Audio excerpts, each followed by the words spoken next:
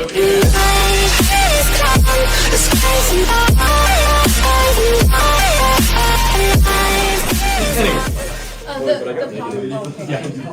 Okay. So to start off, capacitors. Yo. I've only heard that word. This is a weird looking PowerPoint. Oh yeah, what's up with the different fonts? Is that a word changing? Okay. Whoa. So you're not. I thought it actually was going to go too high, and I just threw it. I was like, anyway, so a capacitor. You've probably heard it before, but you might not know what it is. A capacitor is used to store energy electrostatically in an electric field. So I kind of think of it as it's like a temporary battery. A battery stores energy, but it's able to release that energy for a long period of time, for the most part. A capacitor can still store energy, but it gets drained very, very quickly because of the way it's actually storing that energy. It's storing that energy in an electric field. And with capacitors, we have what's called capacitance, which is the ratio of maximum charge that can be stored on the capacitor when you apply a voltage to it. After a charge is added to a capacitor, if the voltage source is disconnected, the charge across the plate stays the same. So if we take a capacitor, connect it to a battery, we charge it, we take it off the battery, that charge is still there. It's energy being stored inside it. Until we connect it to something else, that charge will stay inside that capacitor. Yes, depending on a few different factors, it could dissipate over time. But for the most part, it is going to stay there until used. And as just kind of a little reference, these are kind of normal capacitors that you probably have seen if you ever looked at any kind of electronics or circuit boards, that kind of thing. But that's kind of what we're used to seeing. But in your cell phone, especially the iPhone, these are iPhone capacitors. And by the way, this is 10 centimeters. So they're extremely tiny. Do they still look like that, but tinier? Yeah, they're basically kind of like this, but a little bit, just a lot smaller.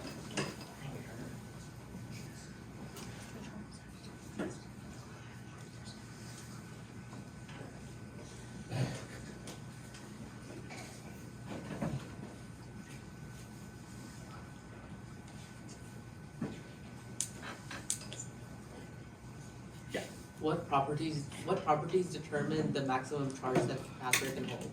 That's what we're talking about.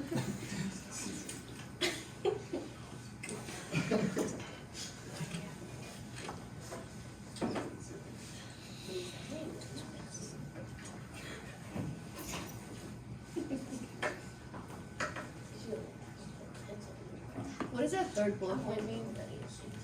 So if we charge a capacitor and then take the battery away from it, or the voltage source, it will still maintain a charge. It just doesn't disappear. It's still charged. You know, like a battery just sitting around, it still has charge. It's just not being used yet. So a capacitor would do the same thing. It's like conservation of energy. Not really conservation. It's kind of like, I thought I had it up here. But imagine we have like a battery and we use it for something, and then as soon as we take it out of the device, it's dead automatically. That wouldn't make sense. And so capacitors, we could charge it, we could use it, and if it's charged and we take it out, it still has a charge. So you could still kind of shock yourself from it if you're not careful. Yeah. Cause the charge to dissipate away from the capacitor? Just like, you mean naturally, or, so naturally it would be like humidity, because if we increase the humidity in the room, now the electrons can escape into the air. And so that's always We can give a you the problem. captains after we did. That's why they say store electronics in dry conditions, because otherwise there's a lot of static electricity when it's warm. Moisture. Oh, I'll just take it for you. So, how is the Put Janice's name on it. This is like all. So basically, you could,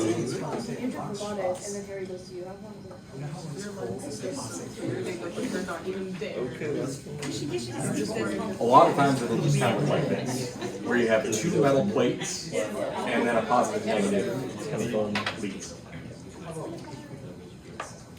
I'm so quirky. You know, if I win, Just because I would have had more Okay. people be in the top. So, some equations that we talk about with capacitors. There are two big ones. So, the first one here is the electric potential difference is equal to the charge that is on the capacitor divided by the capacitance.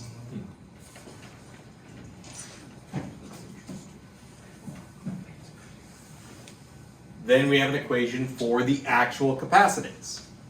And what this equation is, it looks a little weird, but we have what's called the dielectric constant, which I'll talk about in a second. Multiply by, there's that E naught again, that vacuum permittivity, so that constant. And then it's multiplied by the area divided by the distance. Are these on our equation sheet? So these ones, yes. Because as we go farther down, it's going to start adding the calculus, but I'll get that later. Why'd they have to use something else that looked like a cube? I mean, sorry, Yeah, that's really annoying. That's so fun. We already have a kit. What are you talking? Yeah, but it's a It's like, different. No. oh, It's a. I only have that's one not kit our in my normal calculator. kid. It's a Greek game. Kappa. How do you say like the capacitance Yeah. units? Farads, yeah. So we measure capacitance in what's called farads. You could kind of think of it like this. Inside those capacitors, you have two metal plates. You have the leads attached, so one end will be positive, one end's negative. And then you have some space in between those plates. So the distance between those plates is D down here. The area of the plates, so how big they are, is the area. And then inside this, if there is something inside it, so like right now it's blank, I have nothing there. So we assume it's air or it's in a vacuum. And when there's nothing between them, that's what we use as just one for that count. And so I'll talk about the dielectric constant. That's my next slide.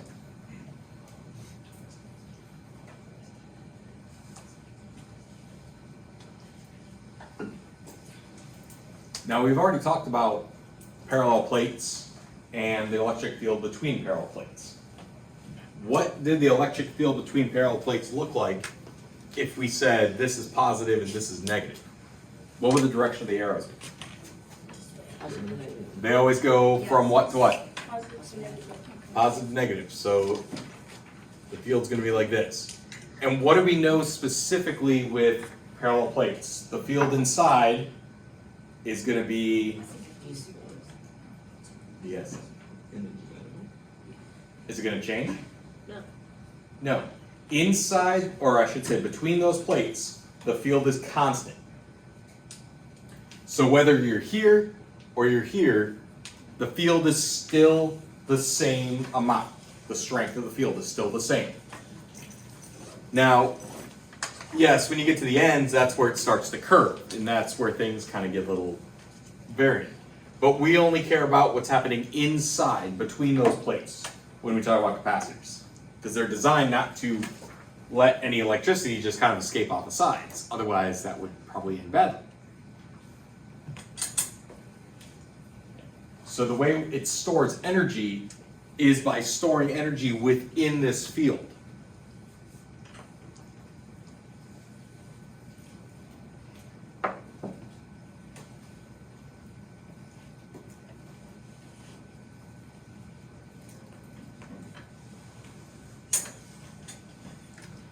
Okay, so that dielectric constant I mentioned, what this is basically something, some kind of material that we put between the plates. So imagine we have our plates here, and we put a piece of glass between them. Okay. Or we're just going to leave it as air. We'll put nothing between them. So when we add something between these plates, what do you think that's going to do with the flow of electrons and the field? Disrupt it. Is it going to make it easier or harder for them to get through? Harder. Well, since it's harder for them to get through, then you can build up more.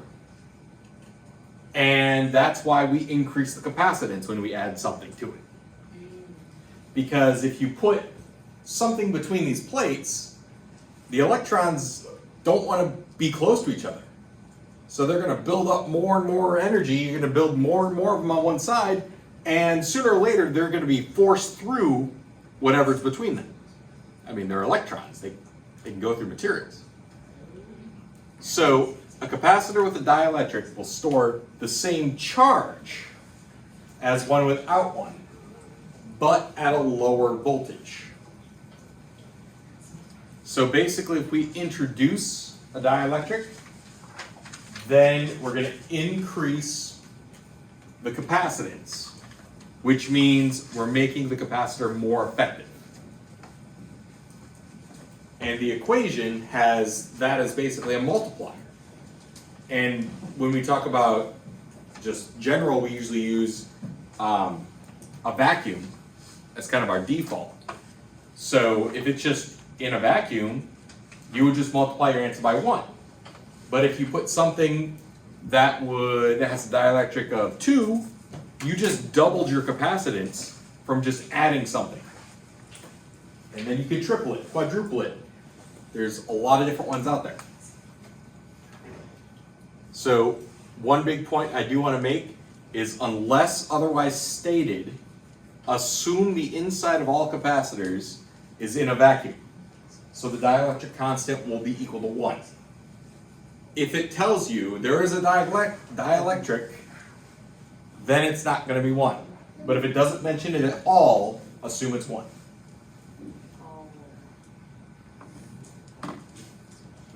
What is a dielectric? It's just some material that's between the middle plates. So it could be, it could be glass, it could be cloth, it could be lead, it could be water, anything. There's a value for all of it. But everything's basically better than air. Yeah. So for the pictures that were on the first slide, are the metal things, are those the plates or are the plates inside? So It's like Waters, we're gonna have to remember the other ones, like oil. does that make more sense now? So this is the whole thing, and then this is the inside, and here's the leads that are sticking out. Yeah, dielectric grease? Why is it called that? It would be a material that's able to, if I'm not mistaken, it would be more electrically conductive.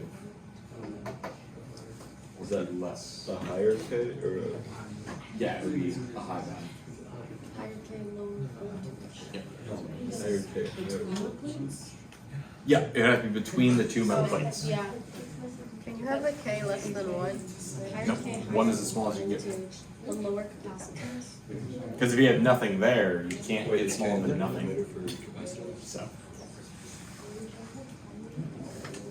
Okay, so an example would be something like this. Yeah, it is because K is like C and C is in the denominator. So yeah. So determine the amount of charge stored in a 0.1 farad capacitor when connected to a 3-volt battery. So we're going to use that first equation, delta V equals Q over C. So we're looking for charge. So we're looking for Q. We know the voltage is 3 volts, and we know the capacitance is 0.1. So we can plug that in. We get 3 equals Q over 0.1. multiply both sides by 0.1, and we get a charge that is stored of 0.3 coulombs.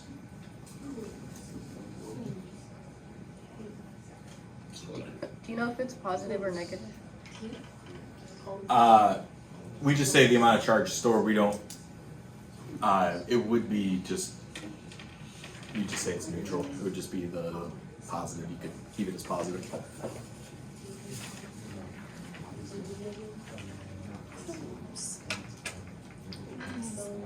Yeah. How does variance relate to the number of electrons? Well, talk about that a little bit later when we get to energy. Oh, what the heck? I think it's time to stop our lesson. Hey, I'm trying to learn this unit. Like, I remember. Last unit did prove that I do not know anything. Is it fair? Just Fair kind of comes with shooting, but I know it's like 1 mole of electrons. what's up? It's like fair is 1 mole of electrons. We don't really know what it is. 0.6. Oh my god, that's the answer. Okay, any questions on this one, guys? Is the answer A? No, it's negative. Why is it negative? Why is it negative? Oh, it's negative because it's negative, yeah. Okay, next one. So here, we have parallel plate capacitor with 2 metal plates. They have an area of 0.6 meters squared. So each plate has an area of 0.6 meters squared, and they are distance 0.8 millimeters apart. What is the capacitance? Well, does it mention a dielectric? No, so No. assume it's 1. So we're going to assume it's 1. So we're going to use our formula. We know the area, we know the distance apart, but what do you think we need to do to the distance? Convert it to meters. Convert it to meters. So we got to divide by 1,000 before we plug it in. And that E naught, remember, is a constant. And that is 8.85 times 10 to the negative 12. Multiplied by that 1. And then that's multiplied by our area divided by that distance.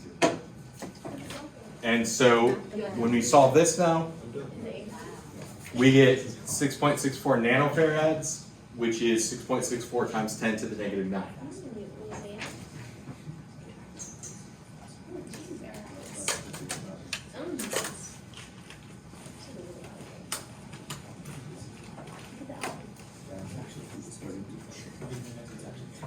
So what's going to happen if we were to increase the area of the plates? Bigger. It would what?